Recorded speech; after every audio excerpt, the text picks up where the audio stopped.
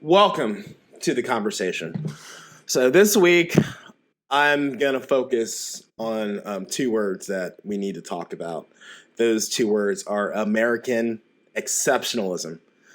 I understand that this is a really broad topic that can go in a lot of directions, but I'm just going to try to squeeze it in to a conversation so that many people who don't understand what this is can grasp how they've been living under this guise their entire life. And for other people who know what this is, we can talk it out and maybe find a way that we can make sense out of this for the situation we're in now. Speaking in now, protests are still going. It's been over a week now that people have taken to the streets to have their voice heard about problems that are over 400 years old in the United States of America. So, before we jump into this week's conversation, I've got one question. Are we going to fix this? Or is this just another blip in the radar? I don't have the answer for that today. You don't have the answer for that today. Our government does not have the answer for that today. But it's something for you to think about. So jumping in back to what the topic of the day, American exceptionalism, let's go back to the Founding Fathers and the words that are in the Constitution and the Bill of Rights that we still hold dear as American citizens. I say we hold dear, but we really pick and choose which rights that we want to celebrate, which rights we want to say they're outdated. But I got to give it to the Founding Fathers. Those words have survived this long, and we still intact. We haven't had to take anything away because they're pretty pragmatic about what they put in there, even though it made them hypocrites for writing words like all men are created equal when they were men and women in bondage and slavery, and when this nation was founded and those words are written. And the games that were played afterwards in courts when they were saying that a man is 3/5 of a person. I could have that wrong, but you guys know what I'm getting at here. To preserve the rights of slave owners and laws in the Supreme Court and how they used the Bible to justify slavery and so on and so on. Speaking of landowners, that was originally the intent of the Founding Fathers. Have landowners have say for voting. And throughout the history of voting rights, there's always been someone who was excluded. Whether someone didn't own land, person's color or skin, their gender, how much money they had in the bank, there's always been someone who's been left out. And even today, you have to have an address in order to vote. So what are we really saying here? Is the intent really for every single person to be able to vote so that we're truly a democracy within a republic? Is that how it's supposed to be?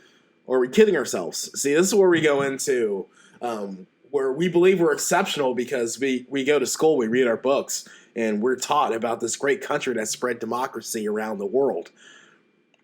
But there's people here that aren't free. Now, the slaves are freed.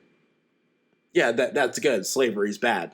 No one's going to disagree with that. At least no rational person. There's people who are crazy or who are inherently racist who believe they're racist superior to other people who believe that slavery should have never ended. But that's another discussion. What I'm talking about is what is freedom. So what address is a homeless person going to put down so they can vote? Is that right? Shouldn't they have a say? Aren't they American citizens? Aren't they born in this country so they're American citizens? So do we really want everybody the right to vote? So why are we taking away the right to vote from felons? Why are we still trying to take away the right to vote people who owe their county money for fines? If this truly is a democracy, and we're going to talk about China and Russia, where these things are out in the open, and we're we're doing it ourselves? Are we truly exceptional, or is it just us saying that we're exceptional even though we are hypocrites? So that's one part of it, because from our founding, we built up this exceptionalism where we're supposed to set the standard for the world for democracy, but we're not living up to it ourselves. And how did this government start? It started because of a war. We revolted against the British because they wanted to tax us without representation. So that's been our theme from the beginning: taxation without representation. So I ask you, what about DC? What are we doing with that? Where are their senators? Where are their congressmen? Well, yeah, they have shadow senators. That's great. But if truly everybody in this country has representation, shouldn't they be a state? I know that wasn't the intent of the Founding Fathers, but we have people living in D.C. who need representation. What about Puerto Rico? See, these are questions we should be asking to challenge the term American exceptionalism. Are we really exceptional if these things aren't happening?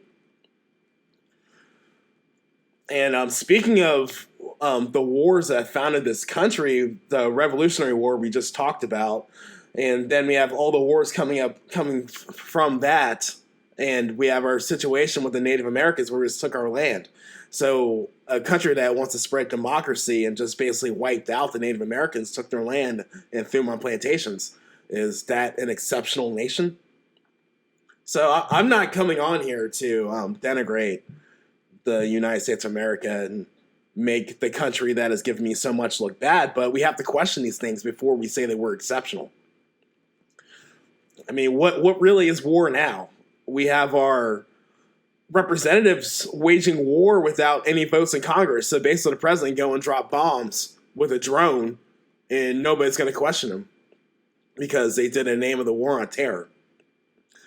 What about the war on drugs? This is a war waged against American citizens that was just kind of made up in thin air to boost our police force and throw drugs on the table and to say that we're doing something. Is that right? I mean, it's given the police a crazy amount of power, and it went for decades without anybody challenging it, and we're on the doorstep of that now. Yeah, marijuana may be legal, but what about all the other drugs? I mean, we have the opioid epidemic.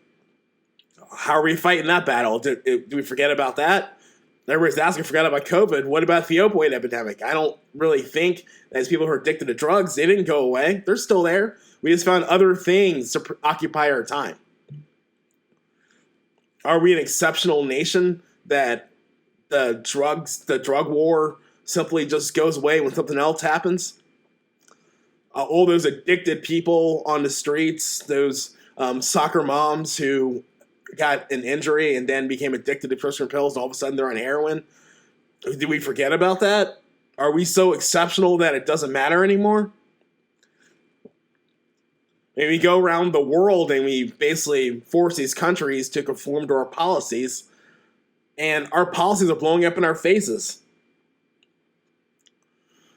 I mean, speaking of the wars, what about World War II? What about the black soldiers in World War II? How were they greeted when they came home? I mean, if they were in the South, they were still getting lynched if they wore their uniform out.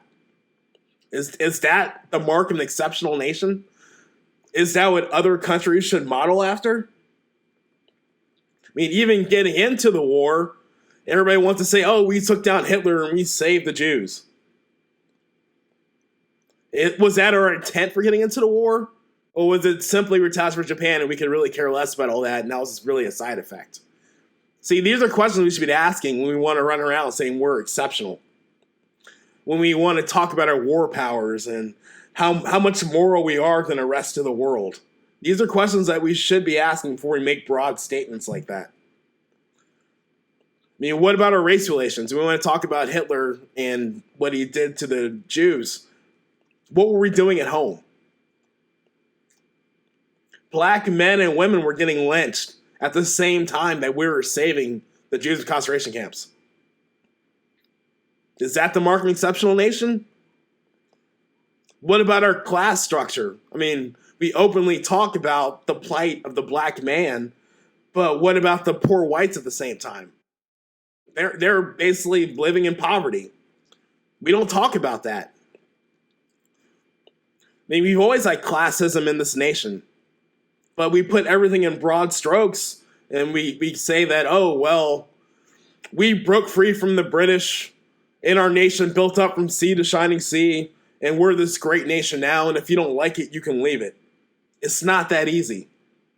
Nothing is that easy. Our history in the United States of America is complicated. World War II, we had internment camps on top of blacks getting lynched, and while we're fighting a war for freedom to free the world, when people in this country were not free. I'm not sitting there pronouncing these things to sit there and say that this country isn't great. We have done great things, but we're not exceptional. I mean, if you truly sit down and look at the facts, we are not exceptional. We've got problems. We've got problems that we never dealt with. That's why people are still on the street protesting a week later. We're finally facing these problems, and we still have people saying that these aren't real problems, that racism is dead. We elected a black president, and some people had the gall to say that racism was dead. No, it's not dead. But me saying it's not dead doesn't mean that black people haven't come so far over this time despite their circumstances. See, we need to start having whole conversations. When someone says something, it's not, the first thing pops in your head isn't for you to cheer or boo. There's a whole gamut in between that we need to start doing. We need to start questioning things. That's the problem. We don't talk anymore. We don't try to figure things out. And we really learned our lesson with COVID. I mean, I say we learned, people pretend we didn't learn it, but we are learning it. We are not exceptional with medicine. We don't have a vaccine for everything. The doctor cannot fix everything. I mean, when the AIDS crisis came, we called it a gay disease for the longest time until we realized that there were bisexuals that made it an everybody disease. I mean, it didn't even start with gays. That's just who spread it the fastest. And even now with medicine, we're pretending that COVID's gone and we don't need a vaccine and we achieved herd immunity. Well, guess what? Things are spiking. We got some serious reality checks coming, and it feels like the perfect storm where they're all coming at the same time. I'm sure some people are thinking now that we're out in the streets and we're marching and that we're angry and monuments are being taken down, the sky's opening up, and the government's going to pass all these laws. That's not going to happen. You know why? Because we need to do the work.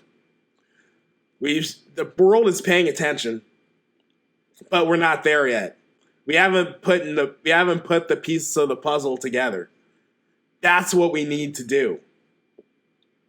Is it hard? Yes. Is it tiring when the results aren't there? Yes. Every revolution is painful. We don't go from A to Z without doing all the work that's in between. We don't go from a problem to having a problem fixed by just saying it needs to be fixed. At some point, we have to admit that we're not exceptional so we can start doing the work. I mean, we can go on and on about going to the moon and all these medicines and advancements in technology and how we built all these companies.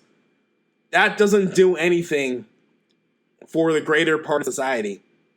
That doesn't do anything for our social ills. That doesn't do anything for our original sin. We got to put in the work. We got to start talking to each other. We got to start doing better. We got to stop putting everything in the frame of, you believe this, I believe that, you're wrong, I'm right. There's a conversation in between there. So are you ready to put in the work? Are you ready to admit that America is not exceptional? Are you ready to admit that your heroes make mistakes? Are you ready to admit that your tribe has holes in it? Are you ready to admit that the adversarial way that we interact with each other is really pushing us backwards? Are you ready to come to terms with the fact that if we don't get our stuff together, this experiment, that's right, experiment called the United States of America will end? That's the reality we need to face. And when someone comes to you and says these things and how we've made mistakes, say, okay, I see your point. I see your facts. But this is what we're doing now. This is how we can overcome this. And don't be lazy. Don't just sit there and say reparations and act like just giving someone money is going to fix it. We need to rebuild our cities that have been forgotten. We need to build up the people who are working 3 and 4 jobs and give them some type of security. And when I say security, I'm not talking about a handout. I'm talking about real jobs for this century. I mean, it's nice to be nostalgic and talk about bringing factories back and American made and all that good stuff. But we need to look to the future. The future is how we can fix all these problems. Like getting people back to work. I mean, that's how we got through World War II. Everybody got off their asses and built the weapons and took home that money to their families. I mean, we can't do that now. You can sit there and say, oh, we need a war and not critically think about it. Because the people building the war weapons now are these major corporations who use machines to build it and very little manpower. That's out. So what's the future? I mean, anybody who's been stuck at home during the pandemic knows the future is delivery and local. Start thinking along those lines. As much as I say these things, I have to admit that I'm pessimistic because we haven't been forced to put in the work. And we have all these little shortcuts we can do to ignore our problems. And really very little will to fix it. But the sad reality is, the longer this goes on, the more we risk a collapse. Do you want that? I don't want that. I'm ready for it, but I don't want that. So in closing, we need to start thinking differently. We need to start looking at the whole problem instead of just reacting to things we don't like. Are you ready? I'm ready. Make sure you join me every Wednesday for the conversation and follow me on social media at Calfani King on Instagram, Facebook, and Twitter. I really hope you guys will sit down and think long and hard about the stuff we talked about this week. And I really do want to hear from you.